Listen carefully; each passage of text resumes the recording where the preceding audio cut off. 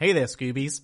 We get our first Xander-centric episode of this season, and it's not really aged that well. But we are introduced to Oz, so there is that. We open another field trip, and the Scoobies are talking about the exchange program. Here we get another sly reference to Xander's dad. Have you ever done an exchange program?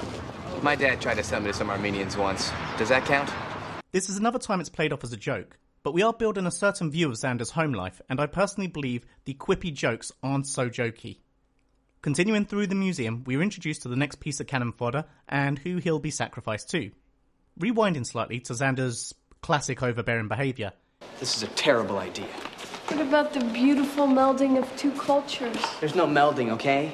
He better keep his parts to himself. It makes it look like this is continuing here. Ew.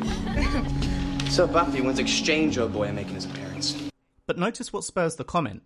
Xander looks at Cordelia, because, unbeknown to him, it's her he's jealous of. In the library, Buffy is asking for Giles' permission to go to the dance. You have responsibilities that other girls do not. Oh, I know this one. Slaying entails certain sacrifices, blah, blah, bitty, blah. I'm so stuffy, give me a scone. It's as if you know me. The status quo remaining that Giles is in charge, representing the patriarchal figure in placement of Buffy's absent father. He finally gives in to Buffy's persuasion. Fine! I don't always use violence. The important thing is, you believe that. And we finally get some honest communication about the group love triangle. See, with you, we're 3 and everybody's safe. Without you, we're 2. Ah, and we enter Dateville. Romance, flowers. Lips. Willow enters at just the wrong moment, or right moment depending on your point of view. I love Willow. And she's my best friend. Which makes her not the kind of girl who I think about her lips that much. Hard though it may be, she needs to hear this, as it's a home truth that will unchain her from the unrequited love. And so then be able to seek something a little bit more constructive. The Scoobs joke that the missing kid could have been killed by a mummy in a great self-referencing moment when they realise that they're probably right. They go to investigate and are set upon by a weird guy in a white shirt who then runs away again.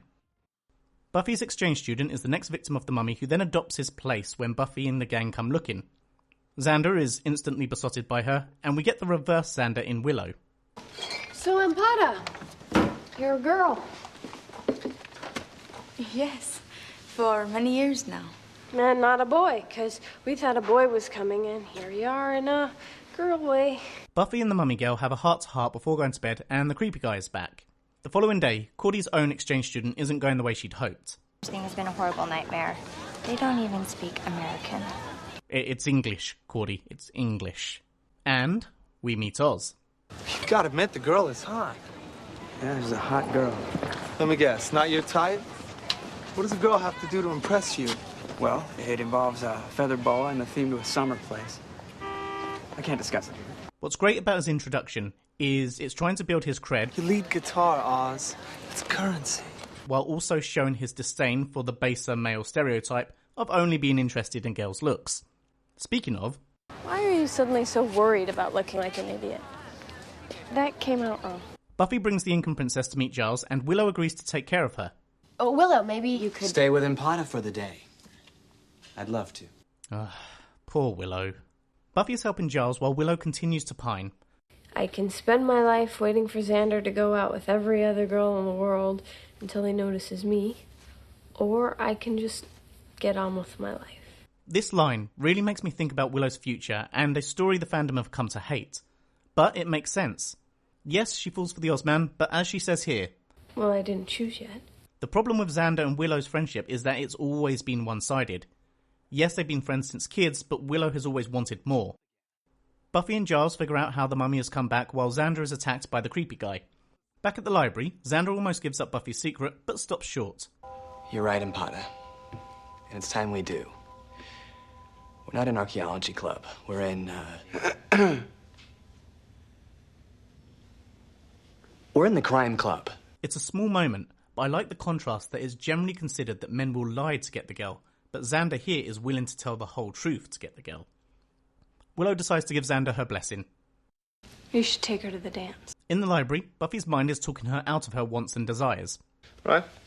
We'll meet there tonight after it closes. No. Bad plan. I have other plans. Dance plans. Cancelled plans. Xander asks Inca mummy girl to the dance.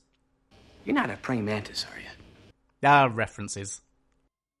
Creepy guy shows up. Dude, you had one job. And you failed. There is a nice little scene where the princess compares herself to Buffy. That only she could defend her people from the netherworld. Out of all the girls in her generation, she was the only one chosen. If you couple this with the previous scene, you are the chosen one. You must die. It sums up Buffy's true calling.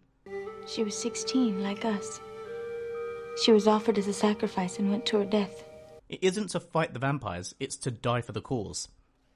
This is the second Xander-centric episode to deal with him being infatuated, and the second time he's lost for words. At the dance, the girls are taking the opportunity to wear something a little risque. Hey, Willow? Giles and Buffy realise that Ampata is their mummy, which, now thinking about it, is a weird sentence.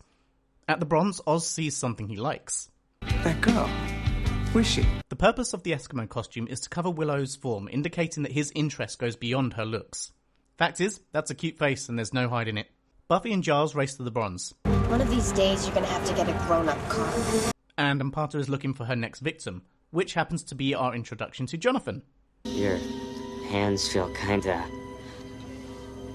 rough. Luckily for him, they're interrupted by Xander. Ampata starts to draw from Xander, but stops herself. Buffy steals Willow away to find Xander before Oz is able to introduce himself, and Ampata finds Giles putting the seal back together. She faces off against Buffy and actually manages to come out on top. She then grabs Willow to be her next victim, and we get a showdown. If you're gonna kiss anybody, it should be me. Xander, we can be together. Just let me have this one. Or it is the end for me and for us. No! You want life? You're gonna have to take mine.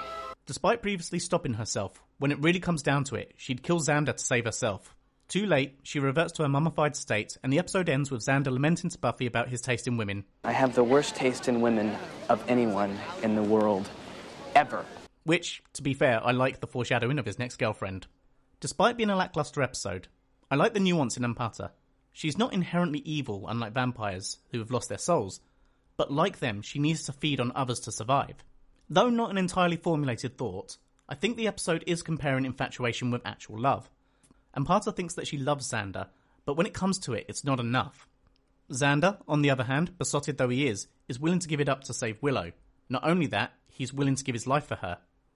In the episode when she was bad, he even referenced killing Buffy if anything ever happened to Willow.